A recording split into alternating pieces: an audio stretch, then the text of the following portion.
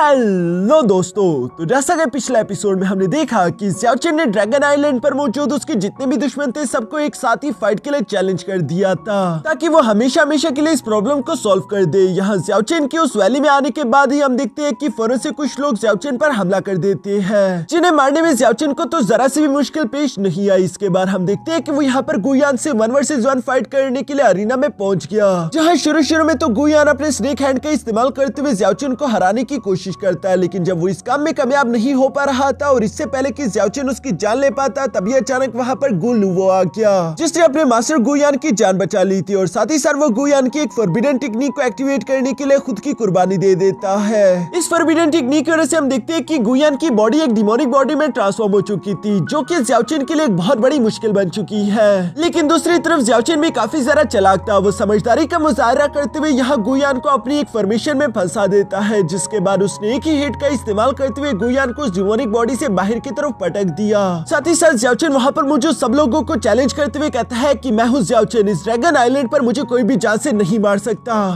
अब आगे तो नेक्स्ट एपिसोड की शुरुआत यहाँ बिल्कुल उसी सीन से शुरू होती है, जहाँ ज़्याओ चेन गुयान को हराने के बाद एटीट्यूड के साथ उसी की तरफ बढ़ते हुए ऊंची आवाज में कहता है, मैं यानी कि ज़्याओ चेन जो कि मोटर वर्ल्ड से यहाँ पर आया है, आज और इसी लम्हे से कसम खाता हूँ कि इस ड्रैगन आइलैंड पर कोई भी ऐसा नहीं जो कि मुझे जान से मार सके, लेकिन मैं तुम लोगों से वादा करता हूँ कि मैं तुम में से किसी को भी जान से मारने की ताकत रखता हूँ। जो सुनकर तो ऊपर मौजूद सब लोग काफी ज्यादा घबरा चुके थे। यारोड हैरान होते हुए कहता है कि क्या ये पागल हो चुका है जो इस तरह इसने एक साथ ही सब लोगों को चैलेंज कर दिया। लेकिन वहीं पर मौजूद वांग जवाब देते हुए कहता है कि नहीं, ये पागल नहीं बल्कि बहुत ज्यादा स्मार्ट है, क्योंकि इसने एक बात तो सब लोगों के सामने तय कर दी है कि जो भी इससे दुश्मनी लेने की कोशिश करेगा वो अपनी जान का जिम्मेदार खुद होगा, क्योंकि ज़्याओ चेन उसकी जान नहीं बख्शने वाला। इवन कि अंकल वांग हाओ भी यहाँ पर ज़्याओ चेन से इंप्रेस होते हुए कहते हैं कि इस लड़के में हिम्मत की कोई कमी नहीं, आज की इस लड़ाई का विनर यही होगा। और तभी अचानक यहाँ पर मिस किनचेंग अपने अंकल को जवाब देते हुए कहती है कि नहीं, अभी तक ये जंग खत्म नहीं हुई। और मिस किनचेंग की ये कहती सीन शिफ्ट होकर नीचे की तरफ अरीना पर आ गया, जहाँ पर हम देखते हैं कि ज़्याओ चेन धीरे धीरे गुयान की तरफ बढ़ रहा था। तभी अचानक गुयान ने देखा कि पीछे से एक स्पीयर तेजी के साथ ज़्याओ चेन की तरफ बढ़ रहा है, इसलिए गुयान तेजी के साथ ज़्याओ चेन की तरफ बढ़ते हुए कहता है कि आज हम दोनों साथ मरेंगे। वो ज़्याओ चेन को पकड़कर उस स्पीयर के सामने आना चाहता था ताकि वो खुद के साथ साथ यहाँ ज़्याओ चेन को भी मार डाले,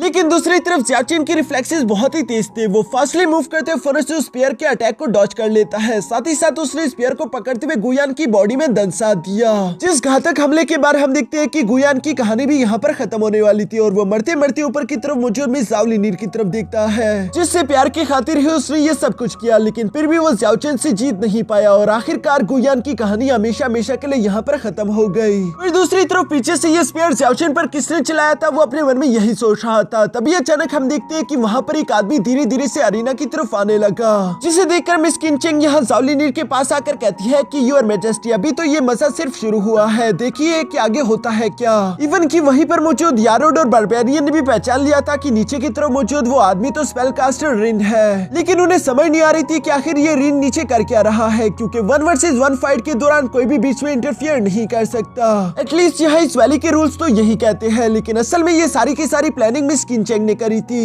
ताकि स्पेल कास्टर रिन यहाँ ज़्याओ चेन को जख्मी हालत में जान से मार डाले। दूसरी तरफ ज़्याओ चेन यहाँ रिन की तरफ देखते हुए कहता है कि अच्छा, तो तुम भी गुयान के साथी हो, तुम मुझे फाइट के लिए चैलेंज करना चाहते हो, क्या ये बात सही है? जिस पर रिन जवाब देते हुए कहता है कि इन बातों से कोई फर्क नहीं पड़ता कि मैं किसका पार्टनर हूँ और किसका नहीं, बल्कि मुद्दे की बात तो यह है कि इस बार गुयान की तरफ मैं नहीं बल्कि तुम मरोगे। और ये कहती रिन ने अपनी पावर का इस्तेमाल करते हुए खुद के स्पीयर को वापस की तरफ बुला लिया, जहाँ वो धीरे धीरे अपनी पावर्स को अनलीश करते हुए ज़्याओ चेन से कहता है कि ये बात तो माननी पड़ेगी कि तुम्हारे कॉम्बैक्स पावर वाकई में काफी एक्स्ट्रा ऑर्डिनरी है, लेकिन तुम्हारी किस्मत इस वक्त खराब है क्योंकि तुमने एक साथ कई सारे लोगों को गुस्सा दिला दिया। जो सारी बातें सुनकर दूसरी तरफ ज़्याओ चेन भी जवाब देते हुए कहता है कि मैं किस्मत पर यकीन नहीं रखता बल्कि अपनी ताकत पर रखता हूँ। जो कहती है ज़्याओ चेन ने भी फौरन से अपनी मिस्टीरियस गोल्डन इंस्क्रिप्शन टेक्निक को एक्टिवेट कर लिया, जिस वजह से यहाँ ज़्याओ चेन के दोनों ही हाथों में 4 स्पाइरल ब्लेड्स आ चुके थे और वो इनका इस्तेमाल करते हुए तीसरे के साथ आगे की तरफ बढ़ते हुए यहाँ रिन पर हमला करने लगा। जिन स्पाइरल ब्लेड्स के हमलों को रिन अपने स्पीयर का इस्तेमाल करते हुए ब्लॉक करते हुए कह रहा था कि क्या तुम्हारी ह्यूमन वर्ल्ड की यही वॉरियर्स टेक्निक है। देखकर मुझे अफसोस हुआ क्योंकि ये टेक्निक्स बहुत ही ज्यादा कमजोर है, इन टेक्निक्स का इस्तेमाल करते हुए तुम मेरी जान नहीं ले सकते।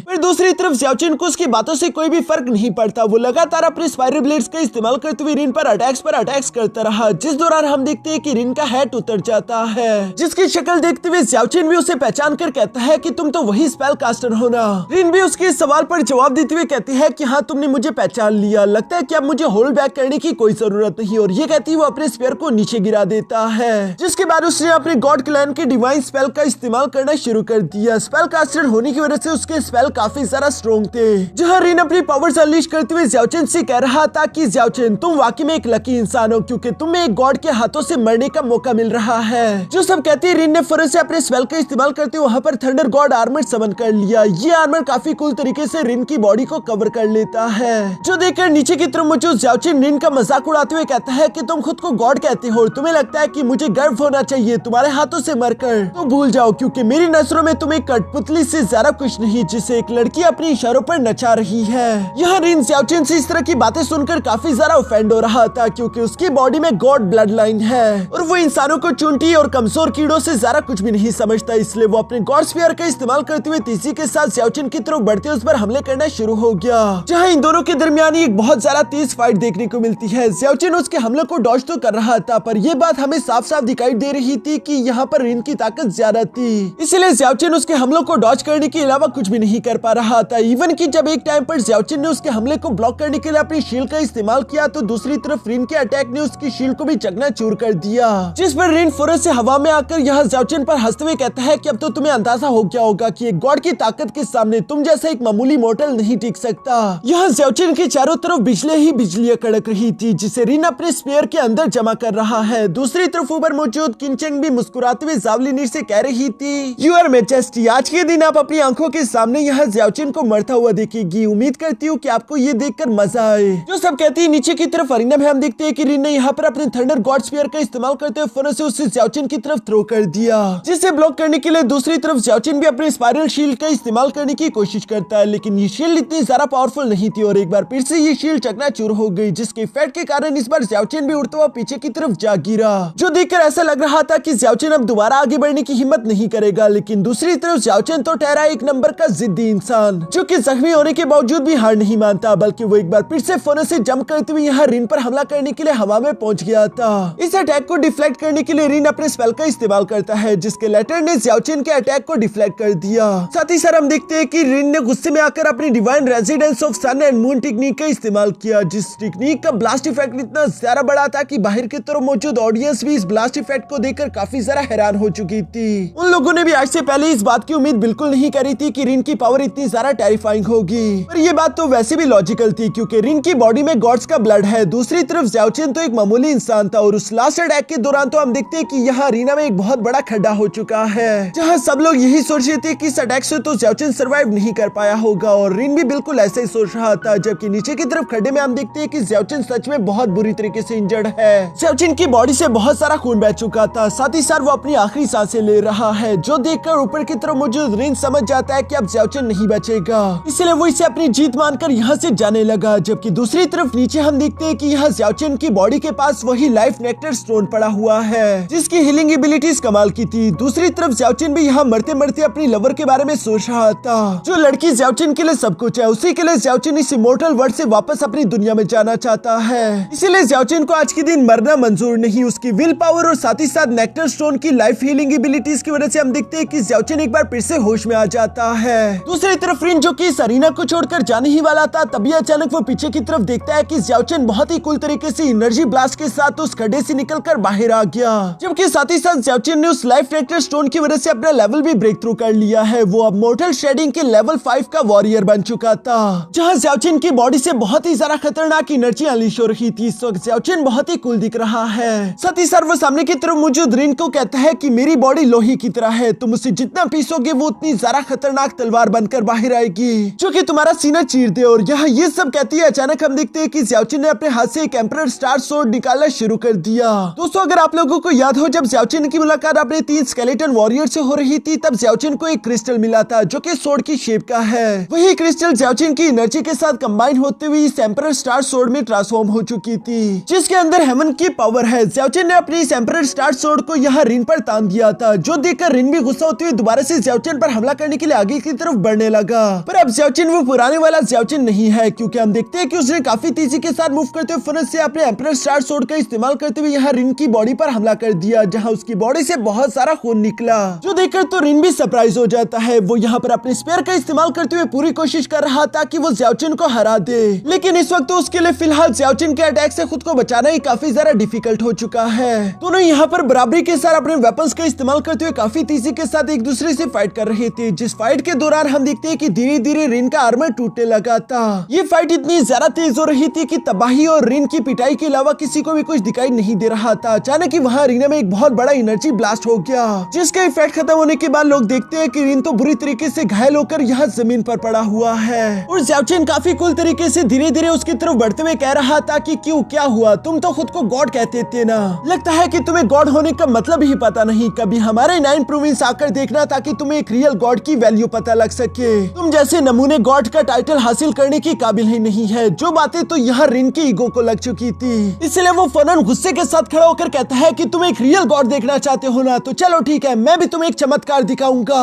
जो कहती रिन ने अपने हाथों में थंडर एनर्जी जमा करना शुरू कर दी थी और वो फौरन अपने हाथ को यहाँ छाती में गुंसाते हुए अपने हार्ट को दबाना शुरू कर देता है ताकि उसका ब्लड फ्लो और एनर्जी फ्लो कुछ देर के लिए तेज हो सके, यानी कि फिलहाल कुछ देर के लिए रिन की ताकत यहाँ पर इंक्रीज हो जाएगी। जबकि हुआ भी बिल्कुल ऐसा ही है। खतरनाक एनर्जी के अनलिश के साथ यहाँ पर रिन का लेवल ब्रेक थ्रू हो जाता है। वो मोर्टल शेडिंग के लेवल 6 का वॉरियर बन चुका, साथ ही साथ उसकी बॉडी एक बहुत बड़े डिवाइन स्टेट में चली जाती है, जहाँ डिवाइन स्टेट में आती है हम देखते हैं कि रिन ने अपने पास फौरन एक बड़े से एरो और बो को बाहर निकाल लिया था और वो इस एरो का इस्तेमाल करते हुए फौरन से यहाँ ज़्याओचेन पर हमला कर देता है। साथ ही साथ वो कह रहा था कि मैं इस डिवाइन पनिशमेंट का इस्तेमाल करूंगा तुम्हारी सोल और तुम्हारी बॉडी दोनों को डिस्ट्रॉय करने के लिए। दूसरी तरफ ज़्याओचेन तो उस बड़े से एरो के सामने एक चींटी की तरह दिखाई दे रहा था, लेकिन उसके एम्परर स्टार सोर्ड की पावर काफी ज्यादा थी, इसलिए हम देखते हैं कि उसने अपने एम्परर स्टार सोर्ड की ही हेवनली पावर का इस्तेमाल करते हुए वहाँ पर एक शील्ड क्रिएट कर ली थी, जो कि उस बड़े से डिवाइन एरो को आसानी के साथ ब्लॉक कर देती है। जो करने के बाद ज़्याओचेन काफी कूल तरीके से यहाँ धीरे धीरे रिन की डिवाइन बॉडी की तरफ बढ़ने लगा, जो देखकर रिन चिल्लाते हुए कहता है कि नहीं, ये बिल्कुल भी पॉसिबल नहीं, ये इम्पॉसिबल है, तुम मेरी स्टेट के सामने नहीं टिक सकते। और ये कहते उसने दोबारा से एक बड़े स्पेयर वेपन का इस्तेमाल करते हुए ज़्याओचेन पर हमला करने की कोशिश करी।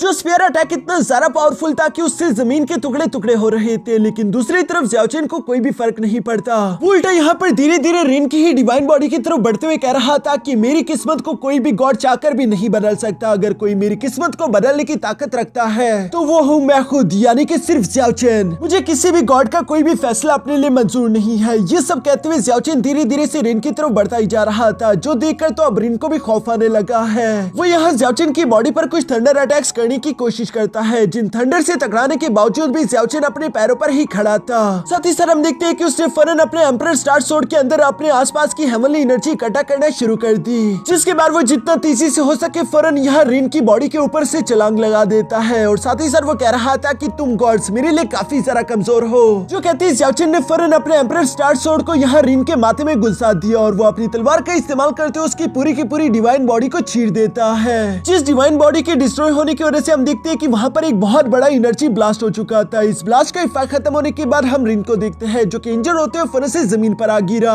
उसके सामने की तरफ मौजूद दूसरी तरफ ज़्याओचेन भी उस ब्लास्ट इफेक्ट के कारण इंजर्ड था, उसके मुंह से खून निकल रहा है। सब लोग इस वक्त अरीना में मौजूद ये सीन देखकर हक्का बक्का खड़े थे। दूसरी तरफ ज़्याओचेन अपने सामने मौजूद रिन से कहता है कि बेशक तुम्हारी बॉडी में गॉड्स का खून तो होगा, लेकिन तुम्हारी बॉडी में गॉड्स की वो मर्जी नहीं है, इसलिए तुम गॉड बनने के काबिल ही नहीं हो। यही वजह है कि तुम आज के दिन मेरे सामने हार गए। गॉड्स भी तुम्हें मेरे सामने जीतता हुआ नहीं देखना चाहते। यह रिन की हालत तो इतनी ज्यादा खराब हो चुकी थी, वो खड़ा भी नहीं हो पा रहा। दूसरी तरफ हम देखते हैं कि ज़्याओचेन धीरे धीरे से खड़ा होने लगा। साथ ही साथ वो रिन से कहता है कि दोबारा किसी को भी इस बुनियाद पर कमजोर समझने की गलती मत करना कि वो खास नहीं है। जब तुम्हें एक आम सा इंसान धूल चटका दे तुम्हें इस बात की भनक तक नहीं लगेगी। जो सब कहते हुए ज़्याओचेन अपनी सोर्ड को लेकर धीरे धीरे वहाँ से जाने लगा। ऊपर की तरफ किंचिंग ये देखकर अपने मन में कहती है कि आखिर ये कैसे हो सकता है, ये लड़का इतने कम अरसे में इतना ज्यादा ताकतवर कैसे हो गया कि पावरफुल से पावरफुल कल्टिवेटर भी इसके सामने नहीं टिक पा रहे। इवन कि मिस ज़ावलिनीर भी यहाँ पर अपने मन में यही सोच रही थी कि इस लड़के ज़्याओचेन ने तो देखते देखते कई सारे पावरफुल कल्टिवेटर्स को हरा दिया